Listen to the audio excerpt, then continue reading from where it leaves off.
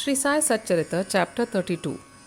In this chapter, Hemadpant describes two things. One, how Baba met his Guru in the woods and through him God, and how Baba made Mrs. Gokhale, who had made up her mind to fast for 3 days, eat Puran Polis. In the beginning, Hemadpant describes the Sansara or visible world by the allegory of Ashwatha or the banyan tree, which has, in the phraseology of the Gita, roots above and branches below. Its branches are spread downward and upwards and are nourished by the gunas or qualities, and its sprouts are the objects of the senses. Its roots, leading to actions, are extended downwards to this world of men.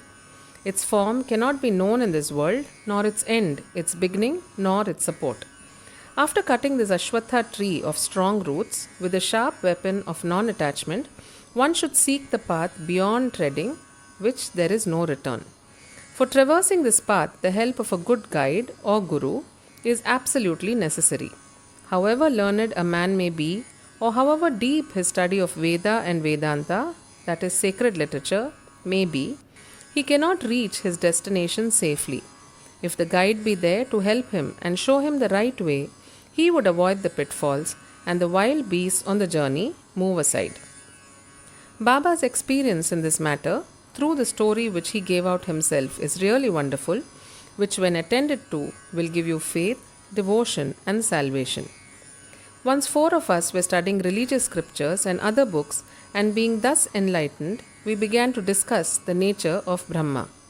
One of us said that we should raise the self with self-efforts and not depend on others. To this the second replied that he who controls his mind is blessed. We should be free from thoughts and ideas, and there is nothing in the world without us. The third said that the world or phenomenon is always changing.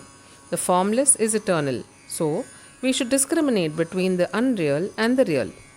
And the fourth, Baba himself, urged that bookish knowledge alone is worthless, and added, let us do our prescribed duty and surrender our body, mind and 5 pranas, that is life, to the Guru's feet.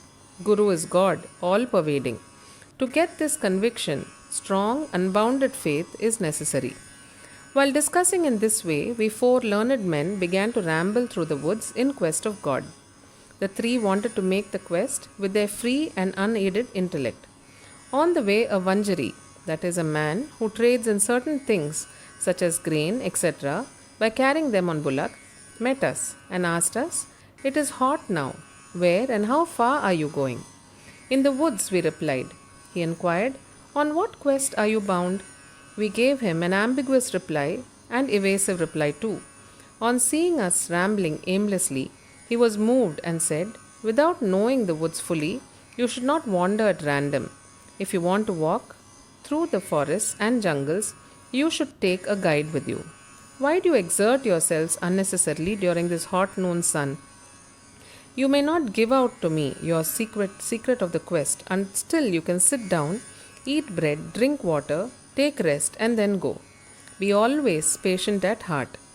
Though we spoke so tenderly, we discarded his request and marched on. We thought that we were self-contained men and needed nobody's help. The woods were vast and trackless. The trees therein grew so close and tall that the sun's rays could not penetrate through them. So we lost our way and wandered here and there for a long time. Ultimately, through sheer good luck, we came back to the place from where we started. The Vanjari met us again and said, "By relying on your own cleverness, you missed your way. A guide is always necessary to show us the right way in small or great matters, and no quest can be successfully carried out on an empty stomach. Unless God wills it, no one meets us on the way. Do not discard offers of food. Served dish should not be thrust away. Offers of food should be regarded as auspicious signs of success." On saying this, he again offered us food and asked us to be calm and patient. Again, my companions did not like this unsolicited hospitality and discarded his offer. Without doing any quest and without taking any food, the 3 began to move out. So obstinate were they. I was hungry and thirsty, and I was moved by the Vanjari's extraordinary love. We thought ourselves very learned, but were strangers to kindness. The Vanjari was a quiet, illiterate, and unqualified fellow, and belonged to a low caste. Still, he had love in his heart and asked us to eat the bread. In this way, he who loves others disinterestedly is really enlightened, and I thought acceptance of his hospitality was the best beginning of getting knowledge. So, very respectfully, I accepted the loaf of bread offered, ate it, and drank water. Then, lo, the Guru came and stood before us. What was the dispute about? He asked, and I told him everything that had happened. Then he said, Would you like to come with me? I will show you what you want, but he alone who believes in what I say will be successful. The others did not agree to what he said and left him, but I bowed to him reverently and accepted his dictum. Then he took me to a well, tied my feet with a rope, and hung me, head downwards and feet up, from a tree near the well. I was suspended 3 feet above the water, which I could not reach with my hands or with my mouth. After suspending me in this manner, he went away, no one knew where. After 10 or 12 ghatakas, 4 or 5 hours, he returned, and after taking me out quickly, asked me how I fared. In bliss supreme I was. How can a fool like me describe the joy I experienced? I replied. On hearing my answer, the Guru was much pleased with me, drew me near him, and stroking my head with his hand, kept me with him. He took care of me as tenderly as a mother bird does of her young ones. He put me into a school. How beautiful it was! There I forgot my parents, all my attachment was snapped, and I was liberated easily. I thought that I should embrace him and keep staring at him always. If his image was not fixed in my eyes, I would rather be blind. Such was the school. No one who entered it once could return empty handed. My Guru became my all in all, my home, father, mother, everything. All my senses left their places and concentrated themselves in my eyes, and my sight was centered on him. Thus, my Guru was the sole object of my meditation, and I was conscious of none else. While meditating on him, my mind and intellect were silent, and I had thus to keep quiet and bow to him in silence. There are other schools where you see an altogether different spectacle.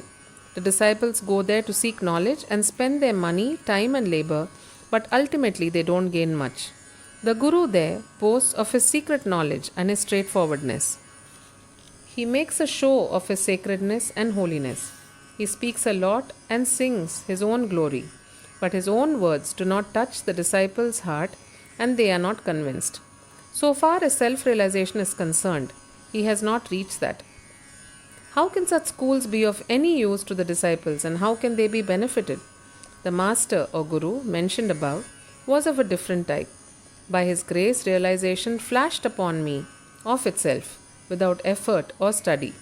I had nothing to seek. Everything became to me as clear as broad daylight. The Guru alone knows how the inverse suspension, with head down and feet up, can give happiness. Among the 4, one was a karmakandi or ritualistic, who only knew how to observe and abstain from certain rites. The second was a jnani, who was puffed up with pride of knowledge, and the third was a bhakta, who surrendered himself completely to God, believing that he was the sole doer. When they were discussing and arguing, the question of God came up, and they, depending on their unaided knowledge, went in search of him. Sai, who was discrimination and dispassion incarnate, was one of the 4. On being himself Brahma incarnate, some may ask, why did he mix with them and act foolishly? He did this for setting an example to follow. Though an incarnation himself, he respected a low Vanjari by accepting his food with a firm belief that food is Brahma, and showed how those who rejected Vanjari's hospitable offer suffered and how it was impossible to get Jnana without a Guru. The Shruti or Taittiriya Upanishad exhorts us to honor and worship mother, father, and preceptor, and to study, learn, and teach the sacred scriptures. These are the means of purifying our minds, and unless this purification is effected, self-realization is not possible. Neither the senses nor the mind and intellect reach the self. Modes of proof, such as perception and inference, will not help us in the matter. It is the grace of the Guru that counts. The objects of our life, such as dharma, artha, and kama, are attainable with our effort, but the 4th object, moksha or liberation, can only be had with the help of the Guru. In the life story of Sri Sai, many personalities appear and play their part. Astrologers come and give out their predictions. Princes, noblemen, ordinary and poor men, sannyasis, yogis, singers, and others come for darshan. Even a Mahar comes and making his salutation says, Sai is a Maibap or true parents who will do away with our rounds of births and deaths. So many others such as jugglers, gondhalis, those who sing devotional songs, the blind and the lame, Nathpantis, dancers and other players come and are given suitable reception. The Vanjari also appeared at the right time and played the part assigned to him. Let us now revert to the other story. Baba never fasted himself, nor did he allow others to do so.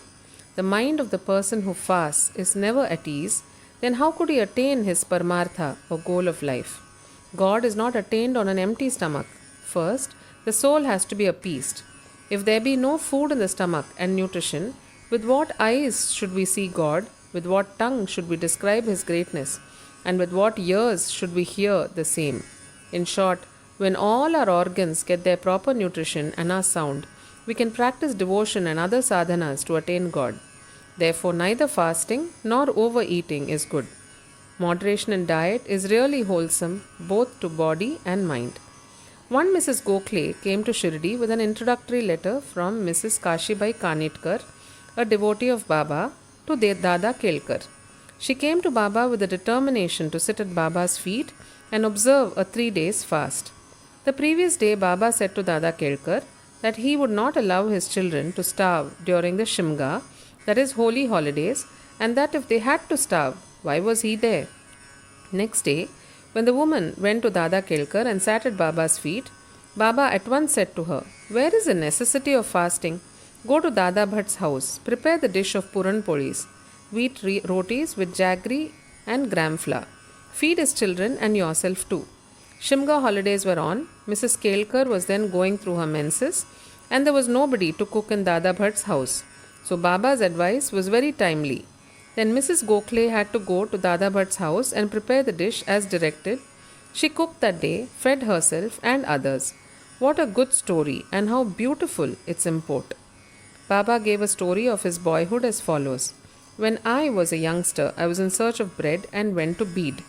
There I got embroidery work. I worked hard, sparing no pains. The employer was very much pleased with me.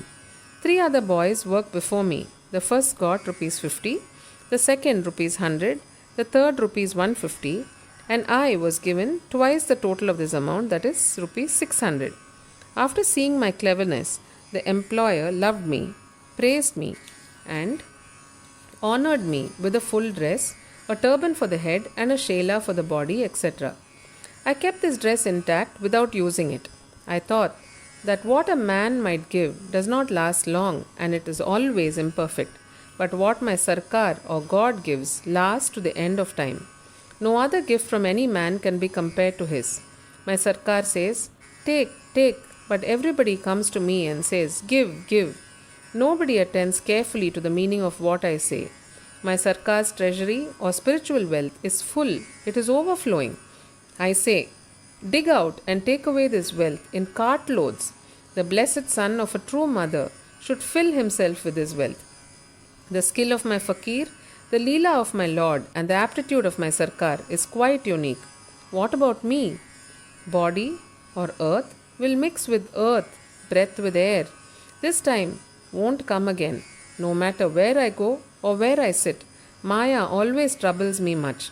Still, I am always anxious for my men. He who does anything of spiritual endeavor will reap its fruit, and he who remembers these words of mine will get invaluable happiness. Bow to Sri Sai. Peace be to all.